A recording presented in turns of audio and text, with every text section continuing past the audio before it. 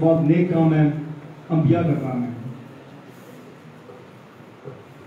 میرے دوستوں، آج کا دن جو ہے یہ آزادی جو ہے ہم لوگ آج کل کے جو جس طرح اسی صاحب نے کہا کہ یہ ہم جنریشن ہے، ہم اس کو فار گرانٹیڈ لیتے ہیں کہ آزادی ہمیں مل گئی ہے، یہ پاکستان کے لیے ہم پھر وہ گلے کرنا شروع ہو جاتے ہیں کہ پاکستان میں یہ نہیں ہے، فلاں نہیں ہے، یہ غلطی ہے، وہ خرابی ہے۔ یہ چیزیں ہر ملک میں ہوتی رہتی ہیں، لیکن آزادی سے بڑی کوئی چیز نہیں ہے۔ آزادی کا اگر آپ لوگوں نے اہمیت کا اگر پتہ کرنا ہے تو آپ جا کے کشمیر میں دیکھیں۔ پچھلے 2 سال سے ہماری مائیں بہنیں، ہمارے بزرگ، ہمارے بھائی لاک ڈاؤن میں ہیں۔ وہاں پہ وہ لوگ کرفیو کی حالت میں، اپنے گھروں سے باہر نہیں نکل سکتے۔ کشمیر کی اگزامپل صدر صاحب نے دی، اس میں کوئی شک نہیں۔ وہاں پہ جا کے آپ دیکھیں کہ وہ کس طرح کی زندگی گزار رہے ہیں۔ اس سے بھی آپ آگے چلے جائیں ہندوستان میں، وہاں پہ جو حالات ہیں مسلمانوں کے، تو ان کو دیکھ کے جو ہے یقین مانے رونا آ جاتا ہے۔ وہاں پہ قربانی کے دن کھلے عام سر عام قربانی نہیں کر سکتے ہمارے مسلمان بھائی جو ہیں۔ کتنی بڑی ناانصافی ہے۔ اپنے جو کہ بیسک رائٹ ہے کہ فریڈم آف ریلیجن، وہ ان کو وہاں پہ میسر نہیں ہے۔ تو یہ ہمارے لیے یہ جو 2 نیشن تھیوری اور پھر اس کے بعد پاکستان بنا، یہ ہمارے لیے ایک بہت بہت بڑی نعمت ہے اللہ پاک کی طرف سے۔ اس کے لیے ہمارے قائد اعظم محمد علی جناح کی جو قربانیاں ہیں، ان کے لیے اگر ہم ہر نماز میں 2 رکعت نفل نماز پڑھیں تو وہ بھی کم ہے۔ ان کی بہت بڑی قربانی ہے ہمارے سب مسلمانوں کے لیے جو کہ سطح میں رہتے ہیں۔ اگر آپ سے کوئی پوچھے کہ آپ جاتے ہیں یہاں سے باہر جاتے ہیں تو آپ سے بھی لوگ پوچھتے ہوں گے کہ آپ کے بزرگوں نے، آپ کے بڑوں نے اس علاقے کے لیے، اس سرزمین کے لیے، پاکستان بننے میں کیا قربانیاں دی، تو آپ ان کو بتا سکتے ہیں کہ ہمارا جو خطہ ہے وہاں پہ ایک ریاست ہوا کرتی تھی جس کا نام تھا ریاست احمد آباد، جس کا آدھا حصہ ابھی تحصیل اسی میں، آدھا جو ہے وہ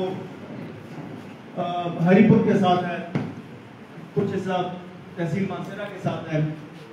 ہمارے جو بزرگ تھے وہ یقیناً آپ کے بزرگ تھے، ہم ایک لوگ ہیں، تو انہوں نے جو ہے اس ٹائم پہ جب ان کو یہ آپشن دیا گیا کہ کیا آپ پاکستان کے ساتھ جانا چاہتے ہیں، ہندوستان کے ساتھ جانا چاہتے ہیں یا انڈیپینڈنٹ رہنا چاہتے ہیں، تو انہوں نے سب سے پہلے قائد اعظم کے ساتھ، وہ پاکستان سے پہلے سے یہ خطاب ہوتی تھی، تو انہوں نے پاکستان کے ساتھ اتفاق کیا اور بغیر کوئی مطلب ہے کہ بڑے کوئی شرائط کے انہوں نے پاکستان کے ساتھ الحاق کیا۔ اس کے بعد جب 1949 میں کشمیر میں جنگ ہوئی تو وہاں پہ ہمارے قائد نے جب کہا کہ کیونکہ پاکستان کی فوج کے پاس اتنے وسائل نہیں تھے، انہوں نے جو ریاستوں کی فوجیں تھیں ان کو کہا کہ ہمیں آپ کی مدد چاہیے، تو فرنٹ لائن کے سپاہی جو تھے وہ ہمارے اس خطے کے فوجی تھے۔ ادھر کی جو ریاست تھی، یہاں پہ جو فوج تھی وہ گئی اڑی کے مقام پہ، ان پہ ایئر فورس کی حملہ ہوا، ہمارے 200 نوجوان وہاں پہ شہید ہوئے، اور لیکن وہاں تک ہم لوگوں نے دے لیا۔ تو الحمدللہ ہمارے اس زمین کے لیے ہمارا خون بھی گرا ہے اس آزادی کے لیے۔ یقیناً دربوڑی سے لے کے دربند تک ہمارے ان لوگوں نے قربانیاں دی ہیں، اس وطن کے لیے ہم نے قربانیاں دی ہیں۔ ہمارے لوگ، ہمارے نوجوان، ہمارے سپاہی یا فوجی یہاں پہ شہید ہوئے ہیں۔ انشاءاللہ تعالیٰ آگے بھی اس ملک کو اگر خون کی ضرورت پڑی تو ہم سب یہاں پہ حاضر ہیں انشاءاللہ تعالیٰ۔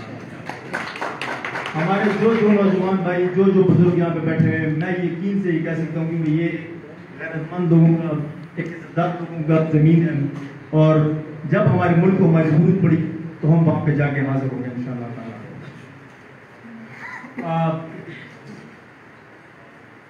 باقی 14 اگست کے حوالے سے تو انشاءاللہ تعالیٰ باتیں سب نے کی، بہت ڈیٹیل سے کی، اور اس میں کوئی شک نہیں کہ بہت بڑا دن، اس دن یہاں پہ جمع ہوئے۔ یہ سپاس نامہ پیش کیا جناب پرنسپل صاحب نے، اس میں کچھ جو ہے چیزیں لکھی گئی ہیں۔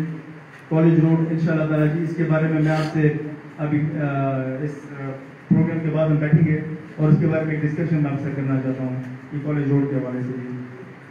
دوسرا جو ہے جی آڈیٹوریم ٹرانسپورٹ کی فراہمی، باؤنڈری وال، ٹیچنگ اسٹاف کی کمی اور باؤنڈری وال کے بارے میں ہم نے 2 سال پہلے بھی بات کی تھی، لیکن بدقسمتی سے کورونا کی وبا جو پھیلی ہوئی ہے اس کی وجہ سے ہمارے کافی فنڈ جو ہیں وہ لیبس بھی ہو گئے، لگے ادھر ہی ہیں، وہ لگے ہمارے احساس پروگرام میں.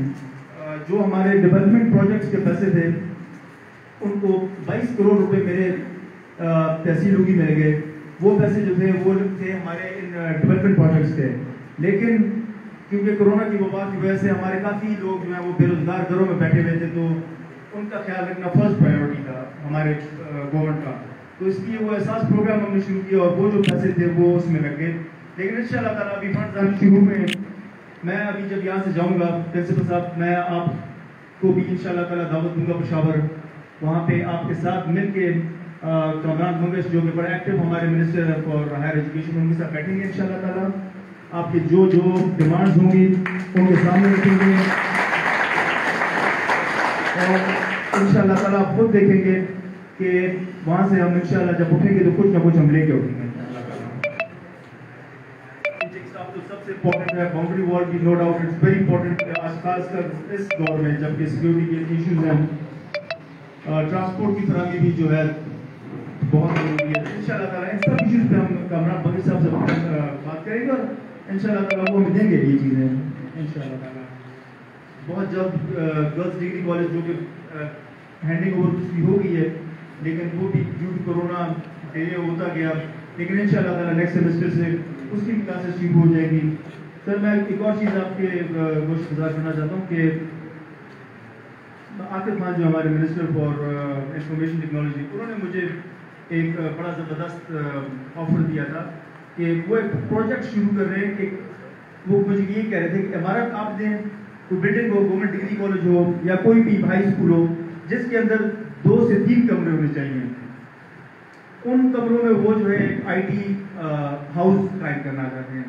اس آئی ٹی ہاؤس میں یہ ہوگا کہ یہاں پہ جو نوجوان ہیں، یہاں پہ جو کالج کے اسٹوڈنٹس ہیں، ان کو وہ کلاسز بھی دیں گے انفارمیشن ٹیکنالوجی کے حوالے سے. ان کو کمپیوٹر میں آن لائن یہ جو جابز ہوتے ہیں وہ ان کو سکھائیں گے کہ کس طریقے سے آپ آن لائن اپنی کمائی کر سکتے ہیں.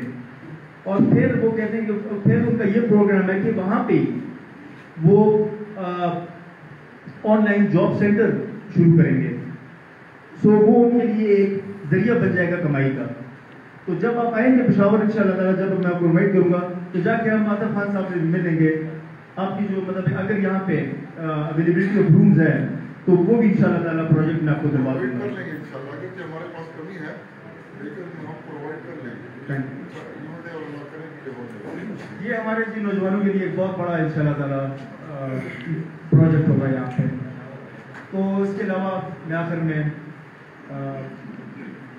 آپ سب دوستوں کا، بھائیوں کا شکریہ بھی ادا کرتا ہوں. اور میں فخر سے آج کہہ سکتا ہوں کہ میں اس پارٹی سے تعلق رکھتا ہوں کہ قائد اعظم کے بعد اگر لیڈر پاکستان نے دیکھا ہے تو وہ عمران خان کو دیکھا ہے. عمران خان کی ایک بات مجھے پسند آئی، ویسے سیاست کی بات تو نہیں لیکن وہ ہمارے وزیر اعظم ہیں اور جو بھی سچی بات ہے وہ میں کروں گا کہ 3-4 دن پہلے جب ایک فورن جرنلسٹ نے ان سے سوالات کیے، ان سے پوچھا کہ بائیڈن نے ابھی تک آپ کو نہیں بلایا، امریکہ کے صدر نے ابھی تک آپ کو نہیں بلایا، تو آپ کو جو ہے وہ آپ پریشان نہیں ہیں، آپ کو ٹینشن نہیں ہے؟ تو جو جواب دیا وہ مجھے تو نہیں خیال کہ عمران خان سے آئے جتنے بھی لیڈرز پہلے آئے ہیں وہ اس طرح کا جواب دیتے، میں بھی کہ شاید بھٹو صاحب دیتے، لیکن اس کے علاوہ مجھے نہیں لگتا کہ کوئی اور بندہ اس طرح کا جواب ایک اتنے بڑے مطلب ہے کہ اس کو دے سکتا ہے ملک کو. اس نے آگے سے کہا کہ میں تو اس کے فون کال کا انتظار بھی نہیں کر رہا ہوں، مجھے نہ اس کے فون کال کا انتظار ہے، مجھے نہ اس سے ملنے کا شوق ہے. ہاں اس کو کوئی کام ہوگا تو مجھے کال کر لے گا، ویسے مجھے کوئی شوق نہیں ہے اس سے ملنے کا، نہ فون کال کا انتظار ہے. حالانکہ ہمارے یہاں پہ جو بھی لیڈرز آتے گئے تو وہ ریکویسٹ کرتے ہوتے کہ ہمیں ایک موقع سے 5 منٹ ہمیں دیتے ہیں. تو یہ عزت سے بڑی کوئی چیز نہیں ہوتی. ایک بہت مشہور کہاوت ہے کہ اگر آپ سے آپ کی دولت چلی جائے تو آپ سے کچھ بھی نہیں گیا، اگر آپ کی صحت میں کوئی کمی ہو تو آپ سے ہاں کچھ آپ میں کمی آ گئی ہے، لیکن اگر عزت چلی جائے تو سب کچھ چلی گئی، سب کچھ چلا گیا ہے. تو سیلف رسپیکٹ جو ہے اس پوری دنیا میں عمران خان نے ہمارا سر اونچا کیا فخر سے. اور ہماری ہمیں عزت کا مقام دیا ہے، تو یہ سب سے بڑی چیز ہے۔ میں آخر میں آپ تمام دوستوں ساتھیوں بزرگوں کا دوبارہ شکریہ کرتا ہوں، آپ نے مجھے یہاں پہ دعوت دی اور میرے لائق آئندہ بھی جو کچھ حاضر ہوا جی، بہت بہت مہربانی۔